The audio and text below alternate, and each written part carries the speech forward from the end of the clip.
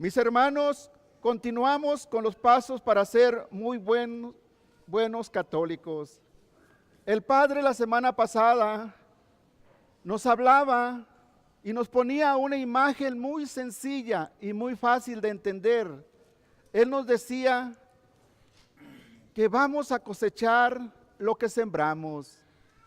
Él nos decía que no podemos pedirle a una planta de pepinos que nos dé manzanas, porque eso sería imposible. Bueno, este es un pequeño recordatorio. El árbol es el matrimonio, es la esposa y el esposo. Las ramas son nuestros hijos. Y nosotros, con nuestra relación, vamos a ir alimentando y formando, dándole las características como van a ser nuestros hijos, que cuando ellos crezcan van a dar frutos. Solamente un recordatorio. ¿Qué clase de árbol eres tú? ¿Eres un manzano que va a dar unas manzanas hermosas, preciosas, unos frutos deliciosos? ¿Eres un durazno? ¿O eres un limón? No estoy diciendo que el limón es malo, pero el limón no se puede saborear, el limón es ácido. El limón, si lo echamos a grandes cantidades, es amargo. ¿Qué tipo de árbol soy yo y mi esposa? Si somos un árbol que va a dar un fruto delicioso, sabroso, con un color hermoso, somos aquellas personas, aquellos matrimonios que tenemos una buena relación, que hay una buena comunicación, donde hay respeto, donde hay amor, donde nos tomamos el tiempo para escucharnos los unos a los otros, donde hay fidelidad, donde se puede ver ese amor que nace ahí en la familia. Nuestros hijos van creciendo y ellos van viendo el comportamiento en nosotros y van llenándose de esas características. Somos un matrimonio que venimos cada domingo a misa. Nos alimentamos de la Eucaristía, de la palabra de Dios. Somos un matrimonio que estamos regularmente, constante en misa cada domingo. Nuestros hijos van a ser un fruto de los cuales nosotros nos vamos a sentir orgullosos de ellos. Pero mis hermanos, si somos un árbol, si somos un matrimonio, donde se da los malos entendidos, donde no sabemos comunicarnos, siempre hay gritos, insultos, donde hay infidelidad, donde no hay ninguna clase de respeto, donde muchas veces cada que hablamos con nuestros hijos es solamente para llamarles la atención, regañarlos. Déjenme decirle que nuestros niños, sus características van a ser de esa forma. Y cuando ellos crezcan, cuando nosotros veamos que ellos no llevan el comportamiento que nosotros quisiéramos, el respeto hacia los demás, el respeto entre ellos mismos, el respeto de ellos hacia nosotros, vamos a querer imponerles y educarlos de una forma que va a ser muy difícil, porque nosotros los hemos formado de esa forma, tal y como son. A veces ustedes dirán, nosotros hemos sido un árbol, hemos formado a nuestra familia, que hemos estado cerca de la iglesia, les hemos dado la mejor enseñanza a nuestros hijos y ellos han llegado a la adolescencia y se nos han ido. Sucede. ¿Cuántos hijos ahora que han llegado a la adolescencia, a la juventud, se nos están yendo, que ya no quieren venir a misa, que ya no quieren saber nada de la iglesia? Pero déjenme decirles que las bases que nosotros pusimos en ellos son bases sólidas. Sembramos una buena semilla y ellos tarde o temprano van a dar la vuelta y van a regresar a este camino que nosotros les hemos enseñado. Algunos están yendo, otros ya se fueron y otros ya están regresando. Pero necesitamos mantenerlos en nuestras oraciones, ponerlos en las manos de Dios y estar hablando con ellos de una manera con amor y respeto, invitándoles a que regresen a casa. Bueno, ahora vamos a hablar esta semana del Evangelio de San Mateo, capítulo 5, del versículo 1 al 12. Frecuentemente y muchas veces se nos pide a nosotros que veamos las bendiciones, que veamos nuestras bendiciones que tenemos.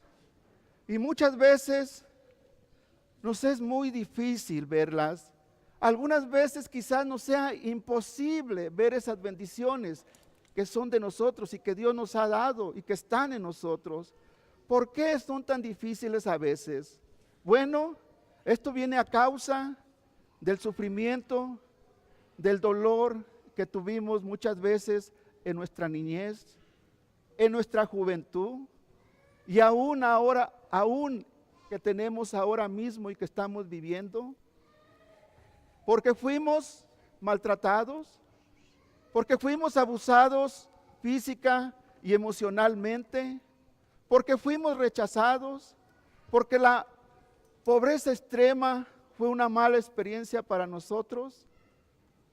Pero déjenme decirles que si te encuentras aún en esta situación, te invito a que mires este evangelio, San Mateo, capítulo 5 del versículo 1 al 12. Ahí Jesús nos habla de nuestras bendiciones, nos habla de las bienaventuranzas.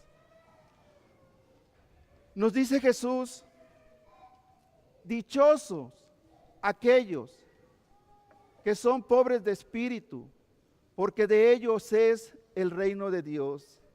Un poco confuso, pero tiene mucho sentido y mucha significación, porque pobre es tener poquito, pobre es tener casi nada. Y Jesús dice, bienaventurados los pobres de espíritu, porque de ellos es el reino de Dios. ¿Y quiénes son los pobres de espíritu? Los pobres de espíritu somos todos nosotros. Personas sencillas, personas humildes, que jamás caen en la soberbia, que jamás se enaltecen a sí mismos para maltratar y pisotear a los más débiles. Esas son los pobres de espíritu. Los pobres de espíritu somos todos nosotros que decimos, sin Dios nada lo puedo y con Dios lo puedo todo. Con Dios yo no soy nadie, pero con Dios yo lo soy todo. Y aún así, repetir esas palabras de San Pablo cuando nos dice, nosotros, ¿qué nos dice San Pablo? Ya no soy yo quien vivo, es Cristo quien vive.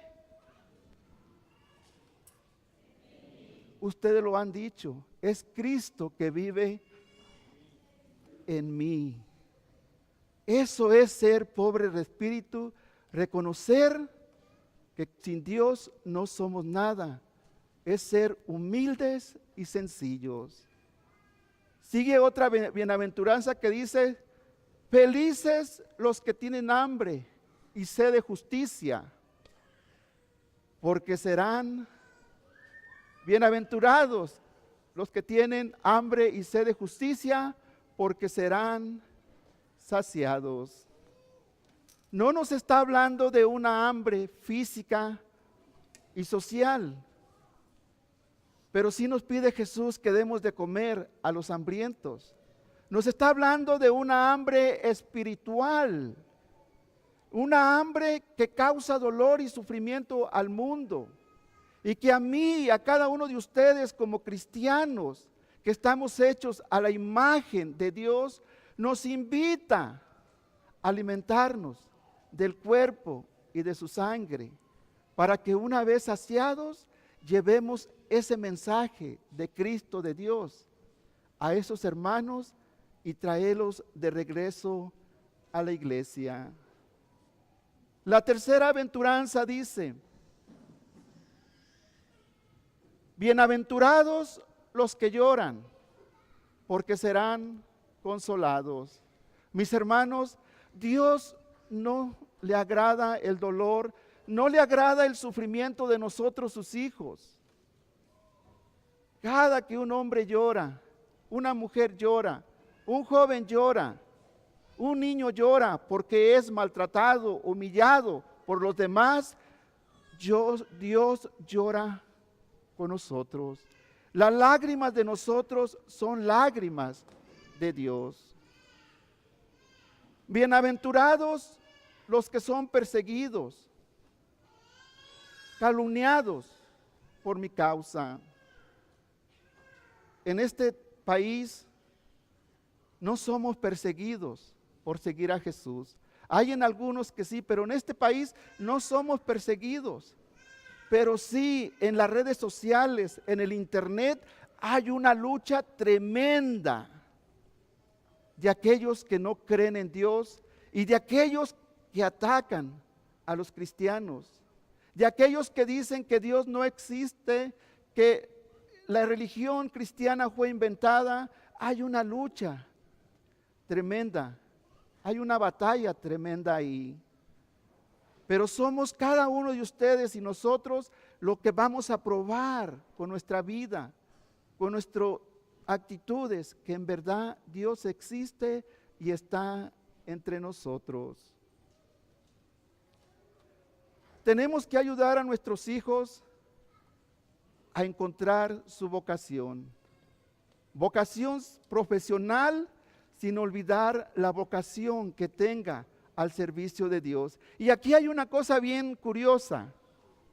No sé cuántos de ustedes les han dicho a sus hijos, porque los han visto que son muy buen comportados, que son buenos, les han dicho: hijo, tú quizás un día puedes ser un buen sacerdote. ¿Cuántos de ustedes le han dicho a una hija: hija, ¿has pensado en de un día ser una religiosa? Yo he notado, o a lo mejor es mi figuración, que nosotros es como si tenemos miedo que un hijo se vaya de sacerdote, que una hija pida ser monja. ¿Por qué? No sé, pero tenemos que ser abiertos, invitar a nuestros hijos a tomar en cuenta la vocación del sacerdocio y de hermanas y de las religiosas, y aún de laicos entregados al servicio de Dios. ¿Cómo descubrí yo mi vocación?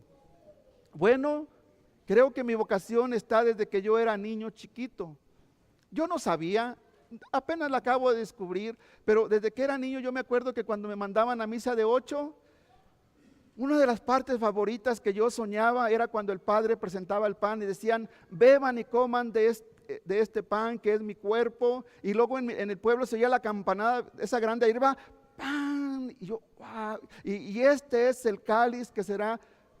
Y yo me iba y soñaba por 2, 3 noches esa parte de consagración de la misa.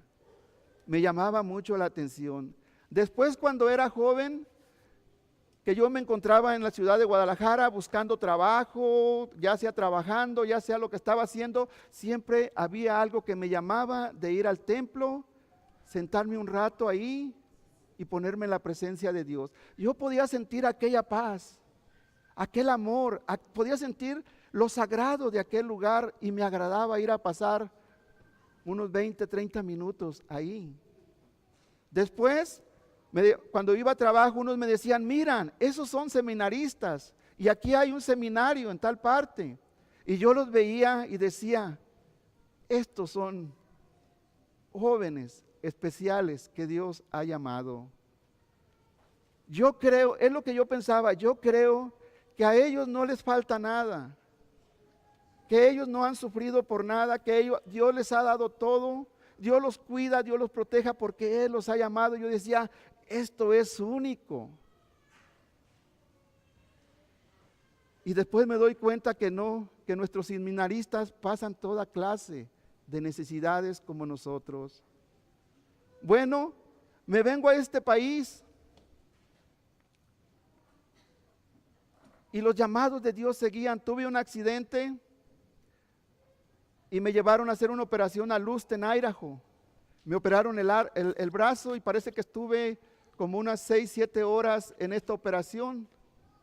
Y cuando yo volví de la anestesia, estaba un sacerdote sentado en mi cama, cantándome las mañanitas porque yo estaba despertando. Y él me dio una Biblia, me dijo, lee esta Biblia. La Biblia la leí, las hojas se maltrataron, se doblaron, y aquella Biblia que era tan así, se esponjó, pero la leí. Bueno, pasa esto. Yo oigo hablar de un Jesús que caminó sobre el agua. Oigo hablar de un Jesús que le devolvió la vista al ciego, a Bartimeo. Oigo de un Jesús que hizo oír a los sordos, hablar a los mudos, resucitó a su amigo Lázaro.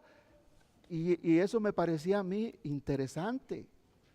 Después, trabajaba en un rancho de ganado y yo tenía que caminar por todas las montañas alrededor del rancho, chequeando las cercas, que durante el invierno los alambres se reventaban y todo esto. Bueno, para no hacerla más larga, siempre caminaba y llegaba a un lugar donde yo siempre comía.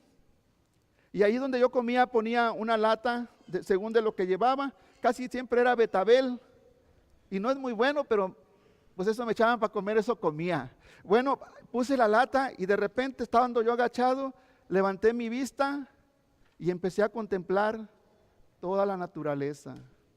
Los árboles, empecé a escuchar aquel concierto de los pájaros cantar, las ardillas hacer sus sonidos, empecé a ver los inmensos pinos tan grandes, empecé a ver toda la naturaleza a mi lado, miré hacia abajo, miré los animalitos, miré las plantas chiquitas y yo dije, esto no es cosa de la casualidad, esto alguien lo crió.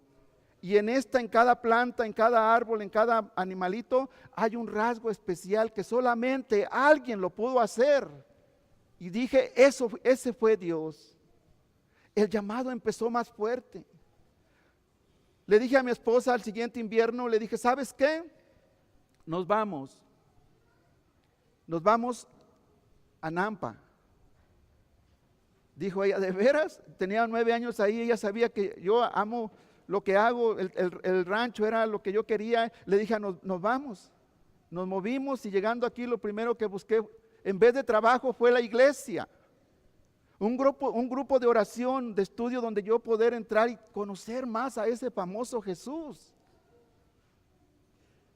Después llega el padre Jerry y me dice, no, yo le digo a él, Padre, aquí estoy, si en algo puedo ayudarte, házmelo saber y con mucho gusto lo voy a hacer.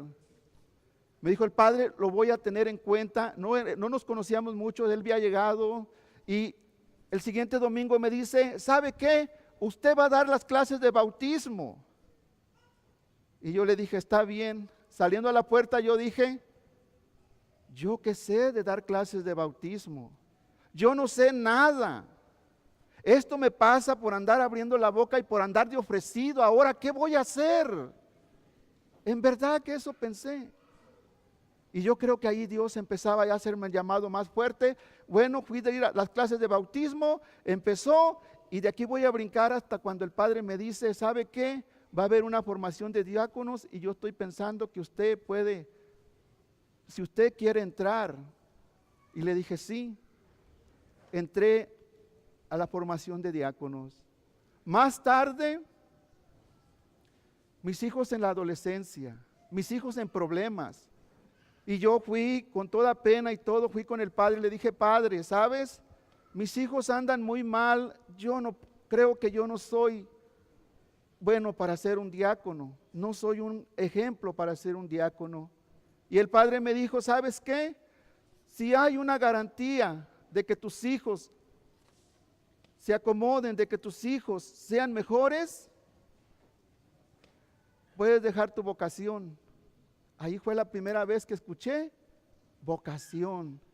Dijo, pero si tú dejas tu vocación y tus hijos no van a cambiar, no puedes dejar tu vocación. Bueno, continué. Una vez estando en un retiro, yo recuerdo que le dije a Dios, Dios, Señor, ¿hasta dónde me has traído? Y Dios me respondió tan rápido que me dijo, y espera a ver hasta dónde te voy a llevar. Después de eso, fui a una clase donde nos hablaron de lo que Dios, de la consagración, de lo que Dios está poniendo en uno. Y nos dijeron, Dios va a poner la doctrina en tu mano que tú tienes que cuidar y proteger para que se mantenga como debe ser. Tú vas a poder celebrar el sacramento del bautismo, el sacramento del matrimonio, vas a poder orar sobre el agua y se va a hacer agua bendita. Para mí fue algo que en vez de alegrarme, me sentí tan miserable y tan poca cosa, que regresando de ahí yo venía al Santísimo y me ponía ante Él y me sentaba en el suelo y le decía, Señor, habiendo tantas personas mejores que yo, mejor educadas, mejor preparadas, ¿por qué a mí? Yo no lo merezco y tú lo sabes que yo no lo merezco. Y me iba y regresaba y me iba y regresaba hasta que Dios respondió y dijo, yo lo tomo aquello como una hasta llamada de atención. ¿No crees en el poder que yo conozco al hombre hasta los más rincones de su corazón y de su alma? Si yo te elegí a ti es por algo, porque yo quiero que estés a mi servicio. Superé eso y continué. Cerca ya de la ordenación, hablé con mi esposa y le dije, ¿sabes qué? Yo no sirvo para diácono, esto no es para mí, yo no creo ser un hombre que pueda servir como diáconos al servicio de Dios, y yo ya no vamos a ir a las clases, vamos a dejar todo aquí. Y me dijo mi esposa, esa es tu vocación. Dios está contigo y no lo puedes dejar. Como quiera me convenció, era el viernes ya tarde, a las 7 teníamos que estar en clases, yo tenía un examen de 125 a 150 preguntas para contestar, para presentar, que era la tarea, y yo dije, entre mí, dije, voy a contestarlas como salgan y si me reprueban, no le hace. Entonces aquello lo empecé yo a hacer rápido, lo llevé, entregué mi tarea, y al final de aquella clase el maestro nos entrega el examen y me entrega el mío y todas las palabras, todas las respuestas bien, y una nota que decía, gracias, me siento orgulloso por ser tu maestro. En aquel momento otra vez me vengo abajo y le digo, perdóname Señor, perdóname por mi necedad, perdóname por no confiar en ti y por no creer en ti, y llego a mi ordenación. ¿Cómo estoy viviendo yo mi vocación? ¿Cómo estoy viviendo yo mi vocación? Mi vocación de matrimonio con mi esposa. Yo amo mi vocación. Yo me preocupo por mi esposa. Yo estoy al tanto de ella. Yo respeto a mi esposa. Yo amo a mi esposa. Amo mi vocación del matrimonio. ¿Y tú? ¿Ustedes? ¿Qué están haciendo con su vocación? ¿Aman su vocación? ¿Se respetan? ¿Están al cuidado del uno del otro y no están al tanto de brincar y saltar y reprochar y eso? El uno al otro, tanto hombres, esposos como esposas, ¿cómo estamos viviendo nuestra vocación? Claro, no soy perfecto, no somos perfectos, y por eso le pido perdón a mi esposa por todos esos momentos que he fallado, por todos esos momentos que me he dejado llevar quizás por el coraje, por aquello. Yo les invito a ustedes, esposas y esposas, a hacer lo mismo, a pedirse perdón y a comenzar una nueva relación, una relación en Dios, para que esos frutos, para que estos hijos den frutos agradables a uno. ¿Cómo estoy viviendo mi vocación como diácono? Amo mi vocación, amo a la iglesia, amo lo que hago al servicio de la iglesia de Cristo, que son todos ustedes. El amar a una cosa, tiene que haber sacrificio. Y creo yo que me he esforzado, he hecho todo lo que he podido, lo que está a mi alcance, y también lo mismo, si les he fallado, si los he ignorado, si no he sido el diácono que debería de ser un servidor de Dios, también les pido perdón y les pido perdón por todos aquellos diáconos que no han sido testimonio, servidores como Dios nos ha llamado a cada uno de nosotros. Para terminar, mis hermanos, en estas bienaventuranzas que no las miramos todos, hay 4 cosas grandes, las cuales están causando dolor y sufrimiento al mundo. La primera, la pobreza. La segunda, el hombre mismo. La tercera, la tristeza. Y la cuarta, la persecución por rechazo. Esas son las 4 cosas que están causando dolor y sufrimiento al mundo. Y todas son creadas por nosotros los hombres. Pero también en nuestras manos está la solución. Al hambre podemos combatirla con nuestra generosidad para dar de comer a aquellos que tienen hambre. Oí que van a pasar la segunda canasta. Por favor, sean generosos. Por favor, no digan otra vez la segunda colecta, otra vez la canasta. No, si usted no tiene para dar, Dios sabe que usted no tiene. Y si tiene para dar, dé lo que pueda dar, porque con eso estamos combatiendo la necesidad de nuestros hermanos que tienen necesidad, que tienen más necesidades con nosotros. La siguiente, los que están tristes, la tristeza, la podemos combatir con la alegría, con siendo compasivos con los demás. La persecución por rechazo la podemos combatir ofreciendo nuestra amistad y nuestra ayuda a aquellos que más lo necesiten. Mis hermanos, cada uno de ustedes, cada uno de nosotros, debemos ser un vaso de agua divina para este mundo tenga ese encuentro con ese Dios que tanto desea y que tanto necesita.